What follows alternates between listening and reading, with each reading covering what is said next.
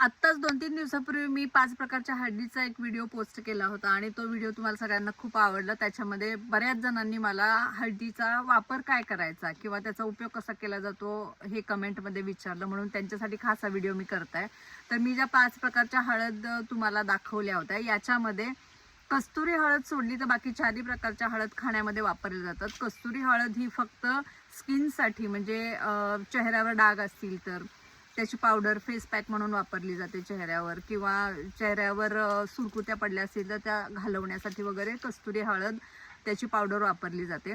बाकी 4 प्रकार मी ती वापरत नाही।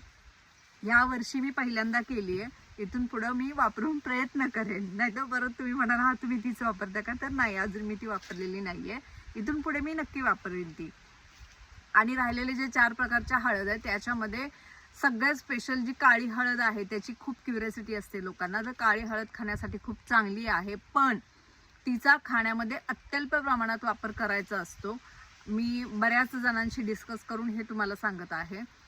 50 ग्रॅम जर ती हळद पिवळी हळद असेल तर त्याच्यामध्ये 10 ग्रॅम काळी हळद मिक्स करायची असते। तर इतकं कमी प्रमाण खाण्यामध्ये काळ्या हळदीचं ठेवायचं असतं।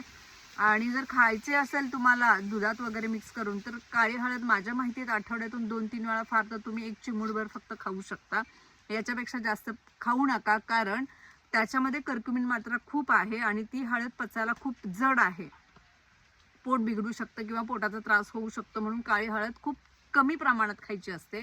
हा पण तितकीच ती कॅन्सर पेशंटसाठी उपयोगी आहे। फर्स्ट स्टेजच्या कॅन्सरवाल्या पेशंटला तर 100% त्याचे रिझल्ट आहेत। तुम्ही एक्सपर्ट डॉक्टर आहेत त्यांच्याशी सल्ला मसलत करून काळी हळद वापरू शकता।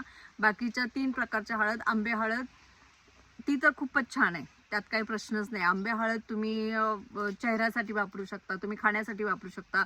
थ्रोट इन्फेक्शन असेल, घशाचा काही प्रॉब्लेम असेल, व्हायरल इन्फेक्शन झालेलं असेल तर तुम्ही आंबे हळद दुधात वगैरे मिक्स करून खाऊ शकता, किंवा तुम्हाला सूज वगैरे आली असेल तर तिथेही ती वापरू शकता।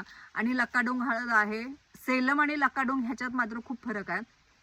सेलममध्ये 2-3% कर्क्युमिन असतं आणि लकाडोंगमध्ये 9 पासून म्हणजे डिपेंड तुम्ही कसं त्याला खत पाणी औषध काय घातलेलं आहे, स्लरी घातलेली आहे किंवा शेण गोमूत्र त्याच्यावर वाढवलेली आहे, त्याच्यावर लकाडोंगचं कर्क्युमिन ठरत आहे। लकाडोंगमध्ये 8-9-10% कर्क्युमिन मात्रा आहे, पण ती तुम्ही रेग्युलर खाण्यात वापरू शकता। पिवळी हळद आहे लकाडोंग, सेलम पण पिवळी हळद आहे, ती रेग्युलर तुमचं जे वापर आहे आपण तसा तो वापर त्याचा करू शकतो। असा हा 5 प्रकारच्या हळदीचा व्हिडिओ त्या दिवशी मी टाकला होता। ज्यांनी मला विचारलं की ह्याचा वापर सांगा, त्यांना मी हा वापर सांगत आहे।